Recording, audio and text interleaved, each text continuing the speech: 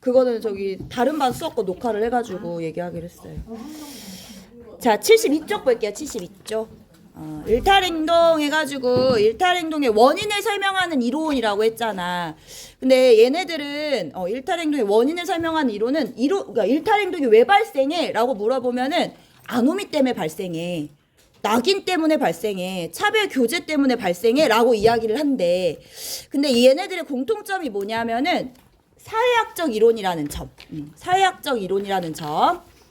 사실 요거는 안 나와. 얘네 이론의 공통점이 사회학적 이론이다. 요거는 안 나오는데 교과서에는 언급이 되어 있고 그래도 우리가 또 사회학을 공부하는 사람들이니까 한번 얘기를 해보려고. 그 예전에는 과거에는 그 일탈자들은 왜 일탈을 저지르는가 요인을 유전적인 요인 또는 심리적인 질병 이런 걸로 찾았어. 그러니까 내면 상태가 아예 정상인과는 다른 내면이다. 또는 생기기를 범죄자로 타고 태어났다. 요렇게 원인을 찾았어. 그런데 이제 시대가 지나면서 그래서 막 어떤 식으로 연구를 했냐면은 범죄자형 얼굴에 대해서 막 연구를 하고 범죄자의 그 뭐라 그러지?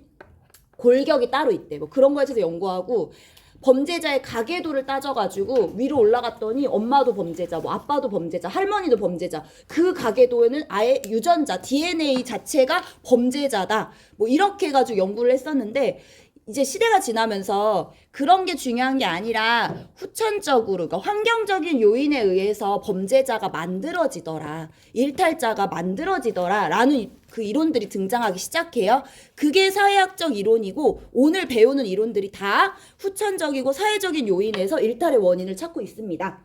요거는 그냥 그렇다. 그냥 배경 지식으로 아시면 될 것 같아. 자, 원인을 설명하는 이론 처음에 아노미 이론이야.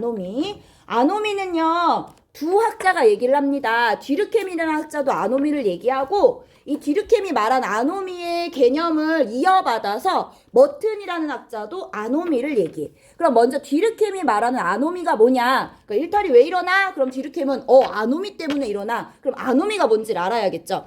아노미라는 거는 급속한 사회 변동 후에 따른 무규범과 이중규범의 상태다. 요렇게 정의 내릴 수 있어요. 그래서 밑줄 그어볼게요. 자, 급속한 사회 변동으로 인해서 아노미가 일탈행동을 초래하더라.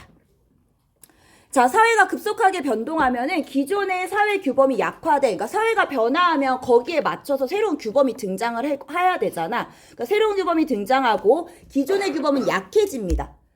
그럼 기존의 규범이 약해지면 그 사회 변동에 따라 아까 얘기한 것처럼 새로운 규범이 정립이 돼야 되는데 새로운 규범이 정립되지 못한 상태야. 이게 무규범의 상태.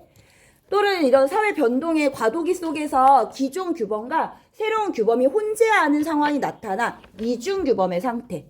그럼 우리는 어떤 규범을 따라야 되는 개인은 봤을 때 무규범 상태면 어떤 규범을 따라야 될지 모르지. 이중규범 상태면 두 가지 중에 뭘 따라야 될지 몰라. 이런 상태에서 일탈행동이 나타나더라. 이게 아노미 이론이에요. 자, 여기 뒤르케미 말하는 아노미 이론에서 이 규범이라는 거는 우리 사회가 모두가 합의된 규범입니다. 모두가 합의한 규범이기 때문에 따라야 돼. 따라야 되는데 새로운 사회 변동으로 인해서 새로운 규범이 등장하지도 못해.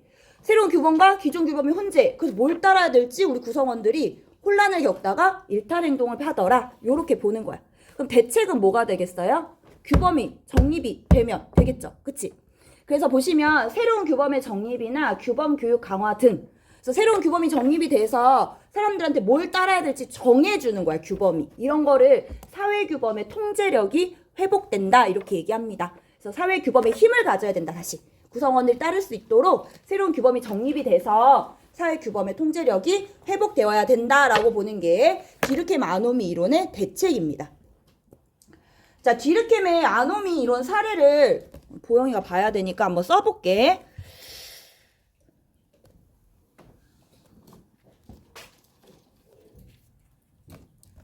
자, 뒤르케미 아노미 이론 사례를 한번 얘기해 볼게요. 우리 전통 사회는 부부간의 역할이 정립이 돼 있어.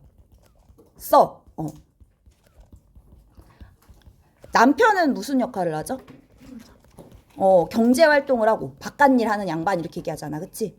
아내는 집에서 가사하거나 육아일을 해야 돼. 이게 전통사회의 부부 역할의 규범, 부부의 규범이었어, 규범. 이게 딱 정립돼 있던 시기에는 부부간의 갈등이라는 게 나타나지 않는 거야. 왜 당신 집안일 안 해요? 이런 말 할 필요가 없어, 아내가. 왜? 역할이 분명하게 나누어져 있으니까. 근데 우리 사회가 변화하죠. 우리 사회의 급속한 사회 변동, 현대사회로 변화합니다. 자, 현대사회로 변화하면서 이제 여성들은 어떻게 해요? 사회 진출이 증가하게 돼요. 거기에 따라서 양성평등 의식도 같이 올라가요. 그럼 사회가 이렇게 변화했네? 그럼 여기에 맞춰서 규범이 나타나야, 새로운 규범이 정립이 되어야 사회 구성원들이 이제 새로운 부부의 역할, 남편의 역할, 아내의 역할을 따르겠죠. 그런데 아노미 상태, 즉 이렇게 사회 진출이 되고 여성의 사회 진출이 증가했고 양성평등 의식이 높아졌는데 새로운 규범은 정립되지 못했어. 새로운 규범이 정립되지 못해. 그러면 남편의 역할이랑 아내의 역할에 있어서 뭐가 생겨? 뭘 따라야 될지 몰라. 여전히 전통사회는 경제활동, 가사, 육아 이거를 강조하고 있는데 이 사회에서는 그 규범이 약화됐어. 이미 기존의 규범이 약화된 상태고 저 사회 진출이 올라가고 양성평등 의식이 높아진 여기에 따른 규범이 생기지 않으니까 남편은 경제활동을 하고 아내도 이제 뭐를 하는 거야? 가사, 육아에 경제활동까지 하니까 아내가 불만이 생기기 시작하는 거야. 왜 나만 집안일을 해? 사회 진출 나도 하고 나도 이제 일하는 여잔데 왜 나만 가사 일을 해? 라면서 뭐가 발생해요? 부부 간의 갈등이 발생하더라. 이게 아노미 사례야. 그러니까 사회가 변했으면 거기에 맞는 규범이 생겨야 되는데 부부의 역할이 딱 정립이 돼야 되는데 정립되지 못하니까 아내가 불만을 갖게 되고 남편은 야 원래 그게 네가 하는 일이잖아 라고 하면서 부부 간의 갈등이 발생하더라. 이게 바로 아노미 사례입니다. 그럼 이제 어떻게 하면 돼요? 현대사회가 변화했으니까 남편의 역할, 아내의 역할이 새롭게 정립이 되거나 또는 요즘에는 어때? 육아를 또는 육아의 일을 정부의 역할이라고 보기도 하지. 그래서 뭐 돌봄학교, 뭐 늘봄학교 뭐 이런 거 한다고 하잖아. 오랫동안 아이를 돌봐주고 어린이집도 막 8시, 7시까지 아이를 돌봐주고 이렇게. 그래서 육아라는 거는 정부가 함께 하는 일이야 라는 게 이제 막 정립이 되기 시작을 하는 거야. 그렇게 되면은 새로운 규범이 생겨버리니까 남편과 아내의 역할이 다시 새롭게 정립이 되고 갈등이 줄어들겠죠? 그래서 이렇게 보는 겁니다. 이게 바로 아노미 사례, 디르켐의 아노미 사례다 라고 보시면 돼요.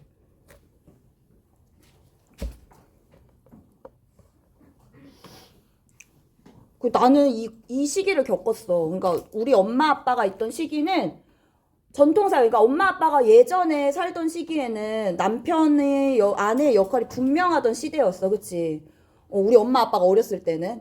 근데 우리 엄마 아빠가 이제 커가지고 결혼을 하셨는데 이때는 아노미의 상태였던 거지. 부부의 역할이 완전히 정립되지 않은.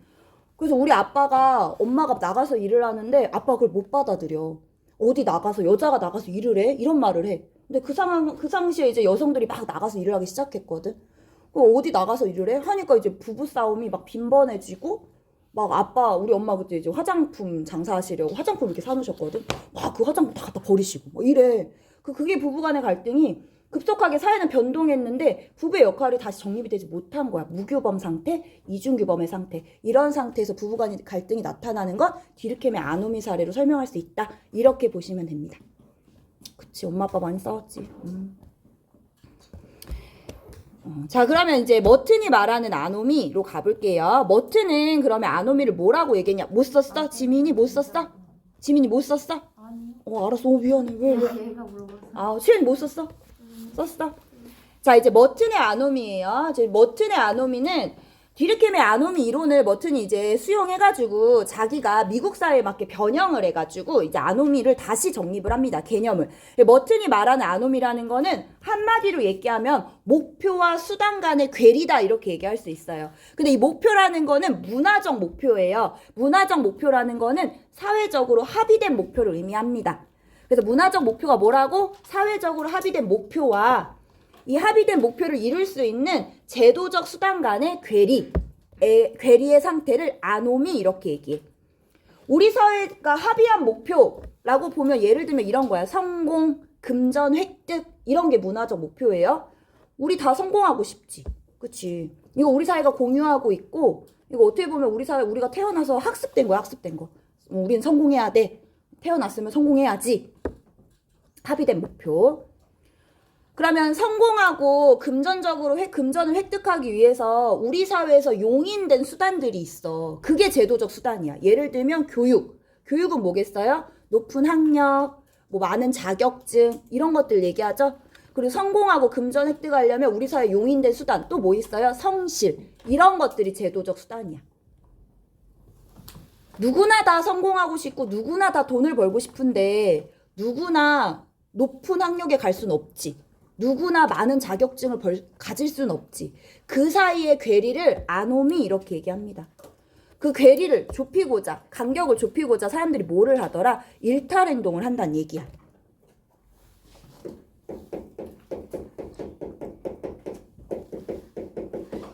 자, 디르케임이 말하는 아노미 상태는 문화적 목표와 제도적 수단 간의 괴리다 이렇게 얘기했어요.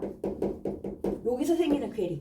이 괴리 상태에서 이게 아노미고 이 상태에서 뭐가 발생하더라? 일탈 행동이 발생한다. 이거는 아주 쉬운 예가 있어. 우리 보면 성적 올리고 싶어. 성적 올리고 싶어. 그럼 거기서 허용된 제도적 수단은 뭐겠어? 우리 사회에서 용인하고 있는 수단은 열심히 해 이거겠지. 다 열심히 해 안 해? 안 해. 근데 높은 성적 받고 싶어. 그럼 뭐 하는 거야? 이 괴리를 극복하지 못하고 뭐를 하기 시작해? 부정행위를 해. 요게 바로 제일 대표적인 머튼의 아노미 사례예요. 또 예를 들어볼까요? 올림픽에 나가서 높은 메달 따고 싶어. 이것도 합의된 목표지.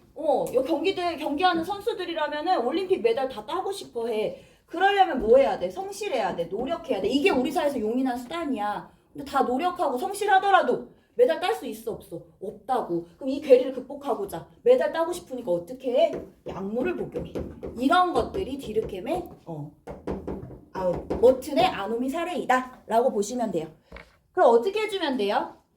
대책은 뭐겠어요? 이 목표를 달성할 수 있는 이 제도적 수단, 우리 사회에서 허용할 수 있는 수단을 확대시켜가지고 이 간격을, 괴리를 좁혀주면 되는 거죠.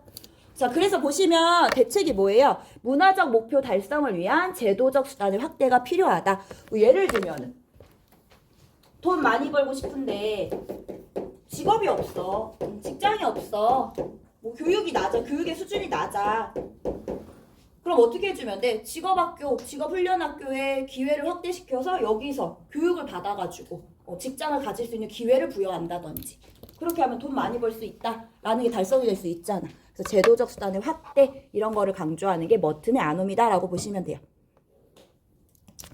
자, 여기 보시면 디르켐의 아노미랑 머튼의 아노미는 공통점이 있어요. 디르켐이 말하는 규범이라는 거 우리가 합의된 규범이고 그리고 규범을 지켜야 된다라는 걸 강조하고 있지. 그리고 머튼이 보면은 우리 사회에 합의된 목표가 있어. 어떤 사회적 합의를 강조하고 있다. 그리고 제도, 규범을 강조한다는 측면에서 이 아노미 이론은 기능론 관점입니다. 기능론 관점. 기능론은 거시적 관점이에요. 그쵸? 그래서 아노미 이론을 표현할 때 기능론 관점의 이론이다. 거시적 관점의 이론이다. 거시적 관점이니까 사회 구조적 요인을 강조한다. 이렇게 표현을 합니다. 아시겠어요? 다시 왜 얘가 기능론이라고? 디르켐의 아노미 같은 경우는 합의된 규범이 있어. 그리고 그 규범을 지켜야 되는데 규범이 없어서 못 지키고 있는 거야. 규범을 강조해. 머튼은 우리가 합의한 목표가 있어. 그리고 제도적 수단, 제도를 강조하고 있잖아. 제도가 우리가 따라야 돼. 우리 사회에 허용된, 용인된 수단이 있어. 제도적 수단이 있어.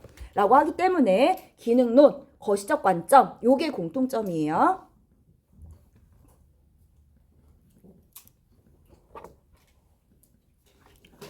자, 아래 차별교제 이론이야. 차별교제는 교제한대. 교제해가지고 일탈행동의 원인이 발생한대. 엄마가 얘기하지.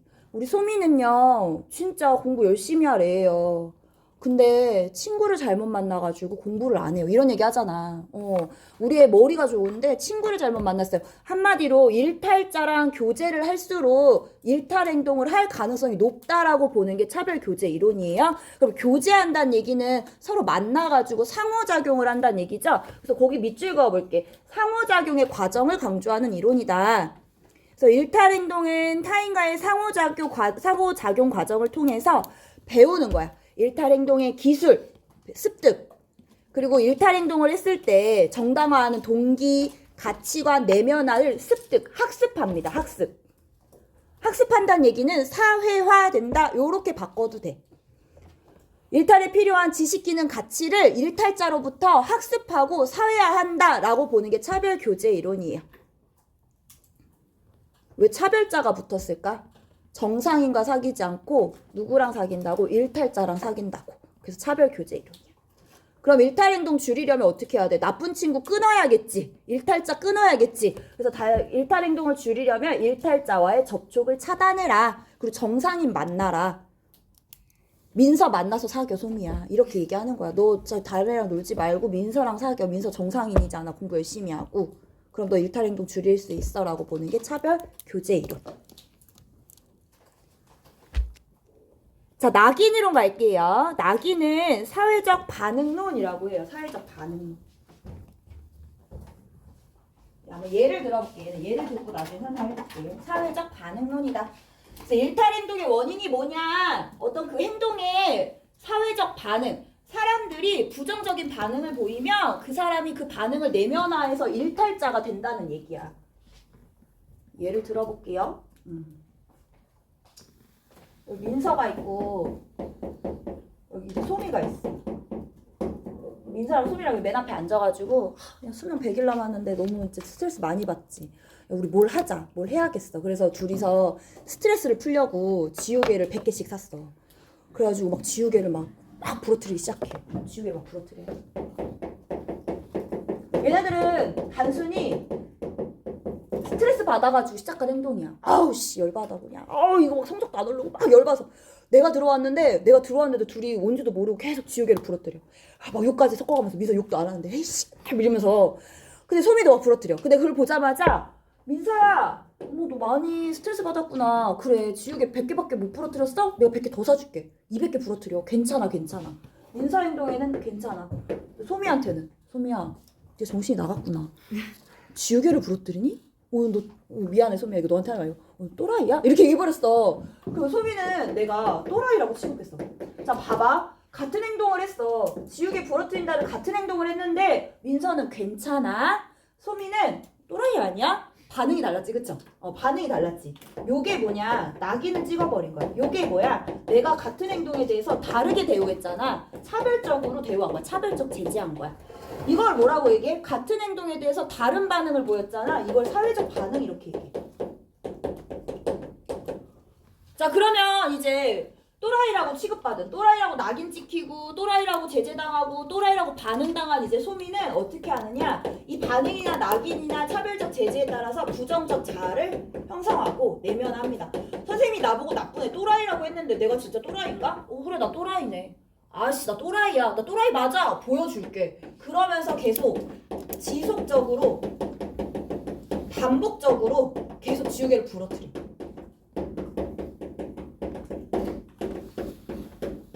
그러면 이제는 처음에는 스트레스 풀려고 시작한 행동이 이제는 뭐가 돼버린 거야? 일탈 행동이 돼버린 거지. 계속 반복적으로. 이게 낙인 이론이야? 그러면 낙인 이론에서 이제 나오는 개념이 뭐냐면 처음에 지우개 부러뜨린 거 얘네들 호기심에 스트레스 풀려고 한 거야. 최초의 일탈을 1차적 일탈이라고 해요. 자 1차적 일탈을 저지르고 나서 또라이야 낙인, 제재, 반응을 해주고 나서 이거에 따라 부정적인 자아를 내면화시키고 나서 반복적으로 일탈을 저지르죠. 얘를 2차적 일탈이라고 합니다. 그래서 낙인 이론은 뭐에 관심이 있냐? 1차적 일탈이 즉 최초의 일탈이 2차적 일탈로 이어지는 이 과정에 관심이 있는 거예요. 그게 낙인 이론이고 자 같은 행동을 하더라도 같은 행동을 하더라도 누구는 괜찮고 누구는 또라이가 되지. 그러면 일탈 행동이라는 건 처음부터 정해져 있어 없어? 없는 거야. 사회적 반응에 따라 일탈 행동이 될 수도 있고 안 될 수도 있는 거야. 이런 걸 우리는 상대성이다 이렇게 얘기합니다. 그래서 낙인 이론을 보시면 처음부터 일탈 행동에 의미를 갖는 행동이나 일탈자는 없다. 즉 일탈 행동을 규정하는 객관적 기준이 존재하지 않는다. 처음부터 지우개 부러뜨리는 거 이건 일탈 행동이야 라고 정해놓지 않았어. 누가 하느냐 또는 그거에 대해서 사람들이 어떻게 반응을 보이냐에 따라서 일탈 행동이 될 수도 있고 안 될 수도 있습니다. 이걸 우리 객관적 기준이 존재하지 않는다. 일탈의 상대성이다 이렇게 불러요.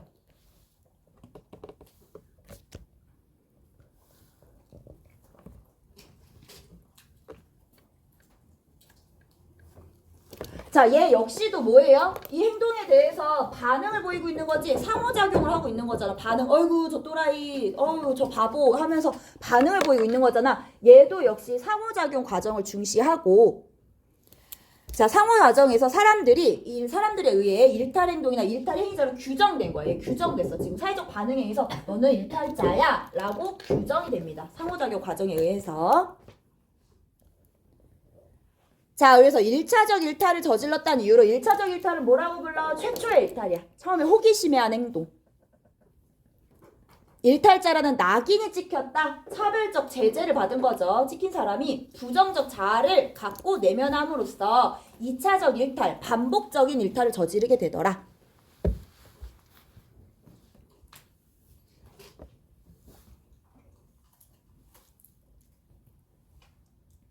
그럼 일탈 행동을 줄이려면 어떻게 해야 돼요? 함부로 뭐를 찍으면 안 돼? 낙인을 찍으면 안 돼. 그래서 신중한 검토가 필요하다. 채은이 정법 했어, 작년에? 형벌 말고 그 형벌과 비슷한데 뭔가 사회의 복귀를 돕고 교화의 작용이 더 큰, 교화라고 해야 되나? 뭐 사회 복귀를 촉진하고 하는 뭔가 하나 더 있었잖아. 형벌과 비슷한. 그걸 뭐라고 부르지? 보완처분. 그치? 보완처분이 대표적인 이 낙인 이론을 적용해서 만든 제도야. 그러니까 형벌을 줘버리면은 이 사람한테 낙인을 준다는 거야. 그래서 형벌을 주지 않고 사회적 복귀를 돕고 낙인을 줄이자. 이 사람에게 범죄자라는 낙인을 줄이기 위해서 보완처분이라는 제도를 만들어 놓은 거예요. 그런 것들.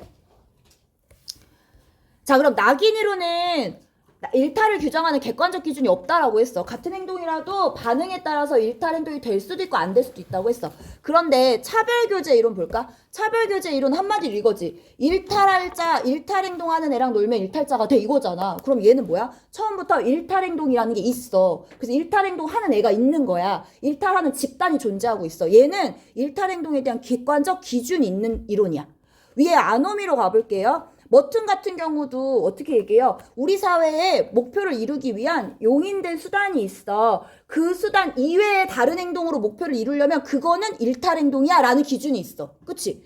자, 디르켐의 아노미로 볼게요. 디르켐의 아노미 이론도 우리 사회 급속한 사회 변동에 따라 무규범 상태에서 뭘 겪어야 될지 몰라서 사람들이 혼란 상태에 하는 행동, 그게 바로 일탈 행동이야 라는 기준이 있어. 얘네들의 공통점은 뭐야? 일탈 행동을 규정하는 객관적 기준이 존재해. 처음부터 이건 일탈 행동이야 라는 게 얘들은 존재해.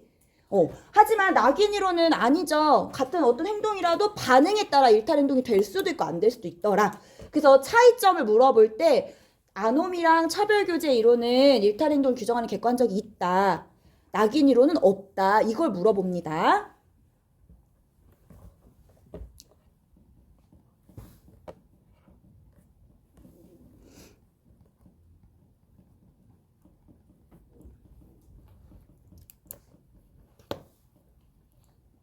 일탈 행동을 규정하는 객관적 기준이 존재하더라.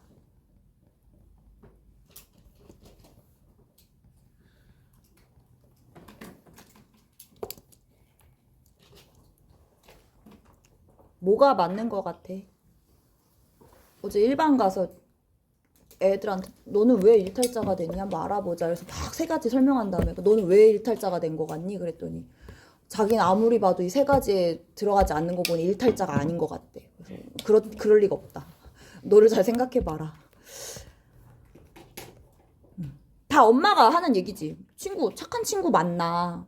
낙인 이론 뭐야? 괜히 잘못 행동해서 선생님한테 혼나지 마. 문제아로 찍히지 마. 이게 낙인 이론. 그치? 공부 열심히 해. 성적 올리려면은 공부 성실하게 해. 이게 머튼의 아노미 이론. 이렇게 얘기할 수 있겠죠? 그럼 이제 보면 공통점들이 좀 보이기 시작할 거예요. 아노미 이론은 기능 관점이다. 차별교제 이론이랑 낙인 이론은 다 공통점이 지금 뭐예요? 상호 과정을 중시하고 있다. 일탈 행동의 원인을 설명할 때 상호작용의 과정을 중시하더라. 요런 게 공통점이 되겠지. 그리고 차별교제 이론이랑 아노미 이론은 일탈 이론을 규정하는 객관적 기준이 존재하더라. 요게 또 공통점이고. 그래서 어떤 공통점들을 잘 차이점들 이렇게 묶어가지고 공부하시면 좋지 않을까 싶어요. 자, 그럼 오른쪽으로 가볼게요. 자, 오른쪽 보시면은 여기 ABC가 있어. ABC. 얘는 내가 재작년 수특에서 가져온 거거든. 요 ABC의 사례를 보고 방금 우리가 배운 어떤 일탈 행동의 일탈 이론의 사례인지 여러분들이 한번 구별을 해볼게. 자, A부터 볼게요. A가 장난삼아 저지른 참회설의에 대해 주위 사람들이 그를 못된 놈 이라면서 멀리하게 되었는데 A는 부정적인 자아를 형성해서 반복적으로 범죄를 저지르게 되었다. 이거 무슨 이론일까? 그렇지. 이렇게 찾아내면 돼. 쉽지. 낙인 이론이야. 얘한테 못된 놈이라는 낙인 찍은 거잖아. 이 행동에 대해서. 얘는 처음에 호기심에 한 행동이잖아. 그럼 장난삼아 저지른 참회설이 얘가 뭐가 돼? 1차적 일탈. 반복적으로 범죄 저지른 게 이게 뭐가 돼? 2차적 일탈. 못된 놈이라고 한 게 낙인, 차별적 제재 이렇게 되는 거예요. 자, B 볼게요. B는 돈을 벌어 성공하고 싶었으나 합법적으로 돈을 벌 수 있는 방법이 없어서 범죄를 저지르게 되었다. B는 뭐예요? 목표, 성공이라는 목표를 이루고자 했는데 성공을 하기 위해서 돈을 벌어야 되는데 합법적으로 돈을 합법적이라는 게 뭐야? 우리 사회가 용이한 제도적 수단으로 돈을 벌 수가 없어서 범죄를 저지르게 되었대. 그럼 뭐야? 아노미인데 누구의 아노미죠? 머튼의 아노미. 요게 중요해. 그치? 머튼의 아노미. 자, 그럼 C 볼게요. C는 얼마 전에 출소한 친한 동네 형들로부터 범죄 수법을 배웠고 범죄의 우호적인 태도를 내면화해서 범죄를 저지르게 되었다. 이게 뭐야? 이게 차별교제 이론. 출소한 친한 동네 형, 이 사람들이 뭐야? 일탈 집단이잖아. 일탈 행동을 하는 집단들이지. 이 집단들로부터 일탈 행동 배우고 우호적인 가치 내면화 학습한 거야. 습득한 거야. 사회화한 거야. 이게 차별교제 이론. 되셨죠? 요렇게 구별하면 돼요. 자, 여기 소년 범죄 대응 방안에 나타난 일탈 행동 이론. 나는 요거 여러분들 경찰 행정에 관심 있다 하시는 분들 또는 그다음에 범죄와 관련된 과를 가고 싶다 하고 싶은 분들, 수사와 관련된 과를 가고 싶다는 친구들은 요거 좀 눈여겨보면 좋을 것 같아. 눈여겨보고 그 원인 일탈 행동에 따라서 대책도 달라질 수 있구나 라는 거 보시면 될 것 같아. 자, 갑국은 소년 범죄에 대한 대응을 요거만 볼게. 우범자들과의 접촉을 차단하더라. 그리고 긍정적인 또래 집단과 애착을 형성하도록 한다. 무슨 이론일 것 같아? 이거는 차별교제 이론에 따른 대응이 되겠지. 자꾸 우범자들하고 노니까 일탈자가 돼. 그러니까 우범자랑 놀지 말고 정상적인 애들과의 접촉의 빈도를 늘리자라고 하는 게 이건 차별교제 이론. 자, 을국은 어떤 소년 범죄에 대해서 어떻게 대응하냐 보시면 비공식적 처분은 비행 소년에게 낙인 효과를 유발하지 않으며 이거는 무슨 이론에 따른 대책이게 되겠어? 낙인 이론에 따른 대책이 되겠죠? 자, 병국 볼게요. 정보사회에 필요한 올바른 가치관의 확립이다. 가치관이라는 거는 규범으로부터 확립이 되는 거야. 그래서 자, 새로운 사회 규범을 적극 반영하고 자, 우리 사회의 규범 통제력을 확립하자. 얘는 뒤르켐의 아노미 이론에 따른 대책이 되겠죠? 이렇게 보시면 됩니다.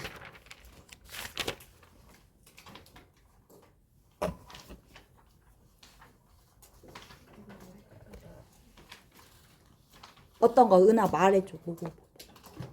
은하야 재현이가 물어봤어. 오늘 다 틀리네. 채연아, 은채야 졸려. 지민이도 쌍둥이라며. 나 어제 알았어. 몇 반이야? 유민이는 몇 반이야? 몇 반? 6반? 똑같이 생겼다며. 아니요.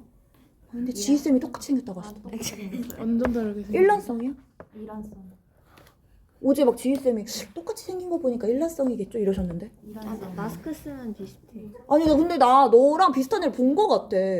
안 닮았는데. 그 지민인가 했는데 지민이가 아니었거든? 서유민. 서유민. 한 번도 닮았다는 생각. 완전 달라? 목소리가 차이가 많이 나. 그럼 담임 선생님은 왜 닮았다고 하신 거지? 장지희 쌤이 담임이시잖아. 그래? 알았어. 내가 한번 확인해 볼게. 말 안 하면 닮았어. 그래 닮았어. 알았어. 아니 원래 너 2번 볼게. 알았어. 74쪽 2번 볼게. 자, 74쪽 2번 보면 자, 개인과 사회의 관계를 바라보는 관점 물어봤죠. 얘는 지금 뭐를 물어보는 거야? 사회, 실제로 명목론 물어보는 거지. 우리 어제 안 들은 그리고 우리 또 못 듣고 있는 태보영님과 민서님을 얘기하자면 개인과 사회 관계를 바라보는 관점에서 개인하고 사회 중에 개인이 더 우선시돼. 이거를 우리 사회 명목론. 근데 민서 그럼 찾을 수 있어. 개인보다 사회가 더 우선시야. 그럼 사회 실제로 이렇게 얘기하거든. 그럼 민서 공부 다 한 거야. 한번 볼까? 민서가 알고 있나 모르나? 자, 선거에서 대표를 뽑는 기준이 무엇인지 말해볼까요? 갑은 자, 무엇보다 특정 후보의 개인만의 능력을 보고 결정해야 돼요. 자, 갑은 무슨 관점이야? 사회실 새로운 다시. 개인이 더 중요하대. 누구 무슨 관점이야 그러면? 개인의 능력이 더 중요해요. 사회 명목론의 관점이지 얘는. 아, 그렇지. 공부를 해야 돼. 이거 갖고 될 수가 없네.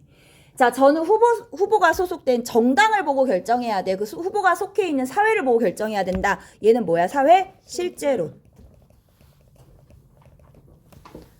자, 갑의 관점은 사회 구속력을 중시한다. 사회 구속력을 중시하는 건 사회 실제론이죠. 자, 여기 볼게요. 개인의 자율적인 측면을 중시하는 건 사회 명목론입니다. 자, 갑의 관점은 을의 관점과 달리 사회가 개인의 외부에 실제로 존재한다라고 보는 건 실제론이죠. 그래서 외재적인 힘, 외재성 이런 거 얘기했잖아. 자, 을의 관점은 갑의 관점과 달리 사회 문제 해결책으로 개인의 의식 개선보다 그렇지 사회 제도의 개선을 우선한다고 본다. 그렇지 답은 4번이지. 왜? 실제로는 사회가 실제로 존재해가지고 개인에게 영향력을 행사한다고 보는 관점이니까. 그러면 개인은 사회에 영향을 받는 존재지. 그럼 사회 문제가 생기면 뭐를 바꿔야 돼? 제도를 바꾸면 거기에 따라 개인도 달라질 거니까. 그래서 제도를 더 우선시하더라. 답은 4번. 5번은 봐요. 모두 사회의 특성은 개인들의 특성이 반영된 결과라고 본다. 얘는 어디에 해당되는 거예요? 명목론에 해당되는 거죠. 개인의 특성의 합이 곧 사회의 특성이다. 그래서 사회의 특성은 개인의 특성으로 환원될 수 있다. 이렇게 본다고 했습니다.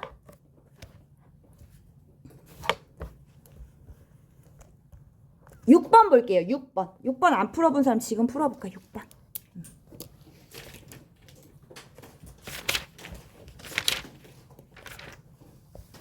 방금 했네, 방금. 낙인이랑 디르켐의 아노미론이야. 머튼의 아노미냐, 디르켐의 아노미냐에 따라서 문제가 달라지죠. 그것도 좀 유의해서 한번 풀어보세요. 슉슉 푸네.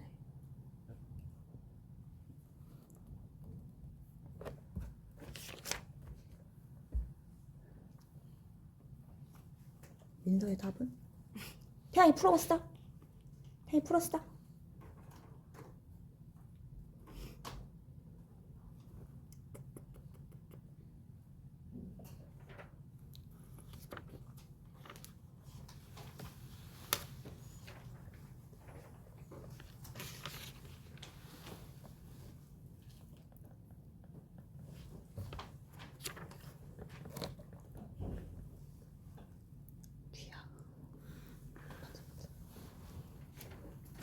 디르켐의 아노미론이야. 디르켐의 아노미론. 머튼은 문화적 목표와 제도적 수단 간의 괴리가 아노미다.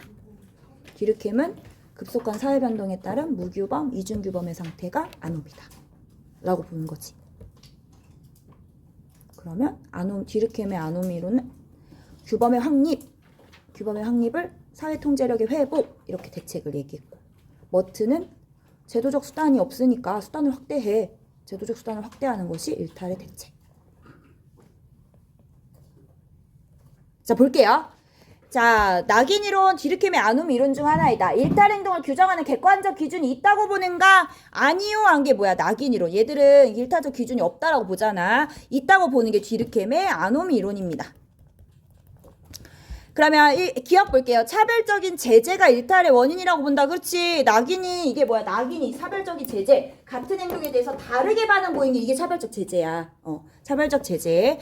자, B 볼게요. 문화적 목표를 달성하기 위한 제도적 수단이 없을 때 일탈 행동이 발생한다고 본다. 얘는 머튼의 아노미론이죠. 머튼의 아노미론. 자, A는 B와 달리 낙인이론은 디르켐의 아노미 이론과 달리 일탈자가 되어가는 내면적 과정을 중시한다. 과정 중요하고 있잖아. 1차적 일탈을 저지르고 반응 통해서 낙인을 통해서 부정적 자아를 형성하고 내면화시켜서 2차적 일탈로 나아가는 이 과정을 중요하게 생각합니다. 그래서 답은 디귿 맞죠?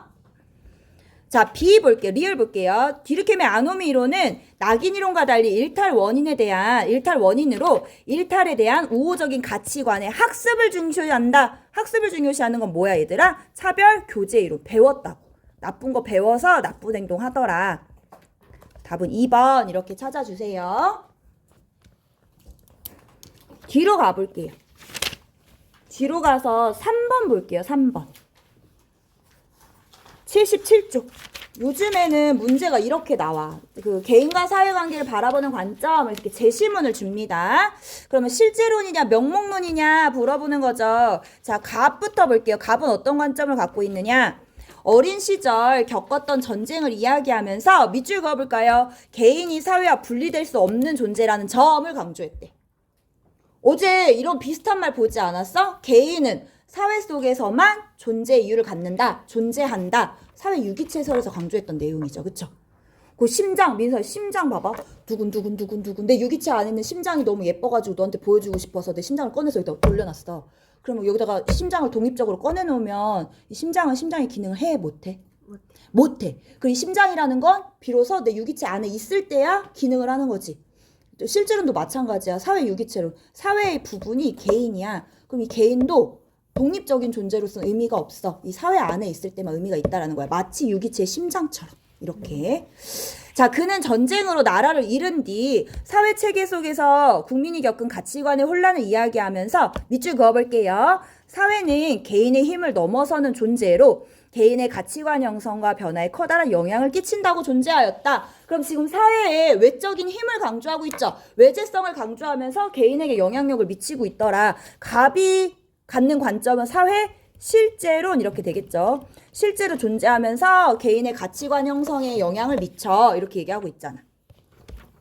그 을은 명목론이겠네. 을은 명목론을 어떻게 설명했나 볼게요.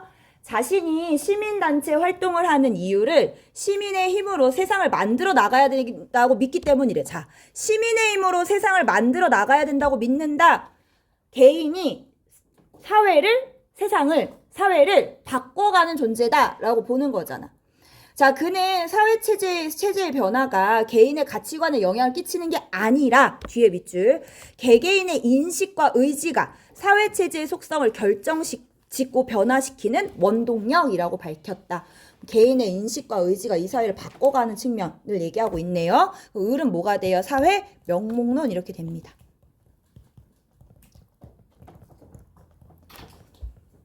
1번부터 보겠습니다. 갑의 관점은 개인의 자율성을 가지고 사회현상을 만들어간다고 본다. 얘는 뭐예요? 명목론. 자, 2번 볼게요. 사회의 특성이 개개인의 특성으로 환원이 되돌린다는 얘기야. 환원될 수 없다고 본다. 있다고 보는 게 명목론. 왜? 개인의 특성 합, 사회의 특성이라고 보잖아. 근데 실제로는 사회만의 고유한 특성이 있어서 개개인의 합 이상이라고 보죠. 환원될 수 없다라고 보는 게 뭐가 돼야 돼? 실제로. 왜? 사회만의 고유한 특성이 있어. 그래서 개개인의 특성으로 되돌릴 수 없어. 라고 보는 거야. 자, 갑의 관점은 을의 관점과 달리 사회 문제의 원인을 개인적인 측면보다 사회적인 측면에서 찾는다. 그렇지. 답은 3번. 어떤 문제의 원인, 해결할 때 해결 방안을 사회 제도의 개선, 이런 걸 강조하고 있잖아요. 자, 을의 관점은 갑의 관점과 달리 사회가 개인을 초월하는 특성을 지닌다. 이건 뭐예요? 실제론. 5번 볼게요. 사회를 떠난 개인은 존재하지 않는다고 본다. 얘는 뭐예요? 실제론. 은채. 다 했어.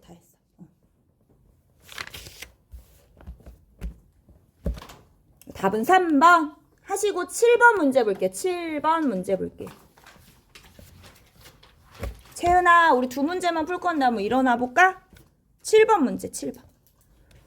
요즘 일탈이론을 물어볼 때 이렇게 길게 제시문을 줘. 그러니까 내가 사회문화는 뭔가 비문학 독해 같다라고 얘기한 게 이런 제시문을 보면서 내가 배운 개념들을 적용을 해볼 수 있어야 되는 문제들이 많아요. 자, 교사가 물어봅니다. 제시된 갑의 사례는 일탈이론 A, 갑의 사례는 일탈이론 A, 을의 사례는 일탈이론 B로 설명하기에 적합합니다. 두 사례를 설명하기 적합한 일탈이론이 무엇인지 생각해 보세요. 갑을 볼게요. 어린 시절 저는 평범했습니다. 그러나 청소년 시기에 부모님 사업의 실패로 변두리에 있는 우범지역으로 이사를 가면서 제 삶은 변했습니다. 우범지역이 뭐야? 범죄가 많이 일어나는 지역을 우범지역이라고 얘기하죠. 자, 제 주변에는 범죄자들이 많았습니다. 동네 형들이 처음에 이사 온 저를 잘 챙겨주었는데 그들은 모두 땡땡 범죄 집단에 속해 있었습니다. 그럼 이 동네 형들은 이미 범죄 집단, 일탈자 집단에 속해 있는 사람들이네. 저는 그 형들이 멋있어서요. 그들과 하루 종일 어울려 다녔다는 얘기 뭐야? 상호작용을 했고, 상호작용의 과정을 거쳤고, 또 잘 보이고 싶어서 그들의 폭력적인 행동을 따라하거나, 배우거나, 모방하거나, 심지어 심부름도 자청하기 시작했습니다. 그러다 보니 자연스럽게 땡 범죄 집단에 가입해 활동하게 되었습니다. 이거 뭐야? 범죄인들하고 어울리다 보니 범죄자가 됐다 이 얘기인 거잖아. 이거 무슨 이론이에요? 그렇지, 이제 얘기하네. 차별교제 이론.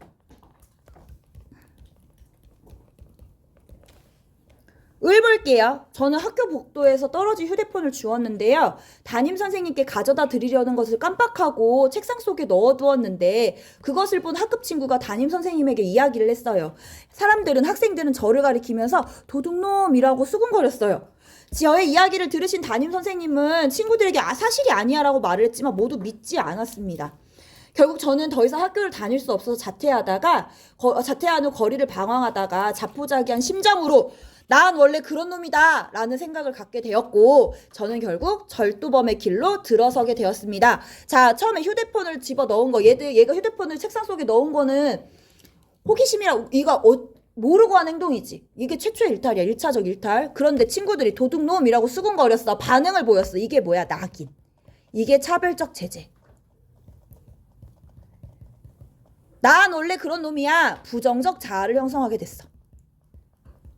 그래서 결국에는 범죄를 저지르게 됐어요. 2차적 일탈을 하게 되었어요. 얘는 무슨 이론이에요? 그러면 낙인 이론.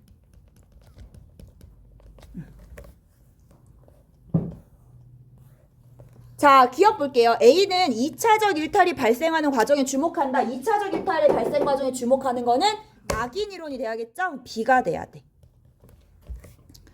자, 일탈 행동이 특정 집단의 교류를 통해 학습된다고 본다. 이건 A라는 차별교제 이론이 돼야겠죠? 차별교제 이론에 대한 얘기야.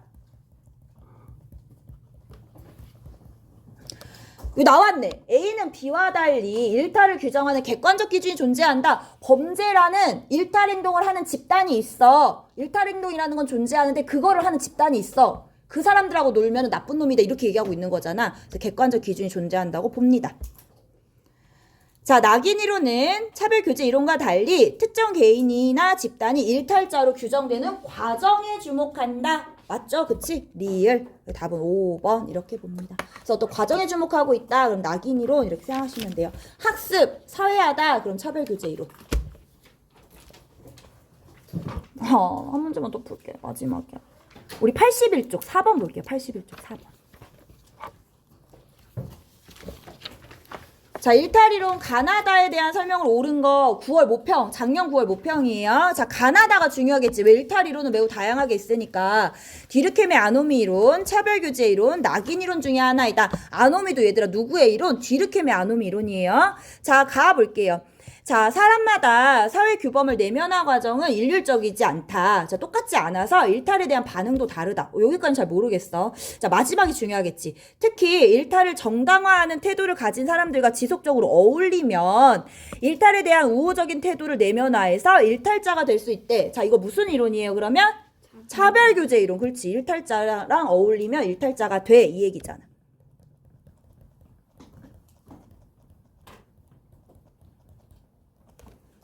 자, 나와볼게요. 사회 변동이 빠르게 진행되면 전통 규범이 붕괴된다. 이를 대체할 수 있는 규범이 없는 상황에서 이게 무슨 상황이야? 무규범의 상태, 아노미 상태죠?